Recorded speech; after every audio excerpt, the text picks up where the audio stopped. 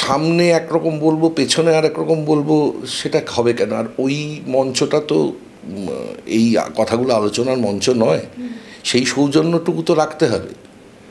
আমাকে একটা সময় অনেকেই গালাগাল করেছিলেন যখন এখানে নরেন্দ্র মোদী এসে ভিক্টোরিয়া মেমোরিয়ালে রীতিমতো অপমান করেছিলেন মমতা বন্দ্যোপাধ্যায়কে।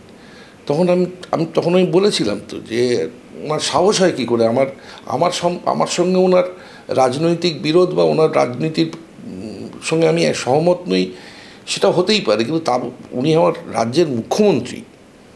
আমার রাজ্যে দাঁড়িয়ে আমার মুখ্যমন্ত্রীকে অপমান করবে, এ সাহস ওকে কে দিয়েছে? তখন আমি তাই বলেছি। এবং স্যার, এই যে ধরুন আপনার মতন যারা অভিনেতা রয়েছেন বা যারা সমাজকে ভালোবাসে, তারাই এই সমস্ত সংগঠনগুলোর জন্য করছে, কিন্তু কোথাও গিয়ে সরকার তাদের জন্য কিছু করে না। এটা আপনি সরকারকে প্রশ্ন করুন।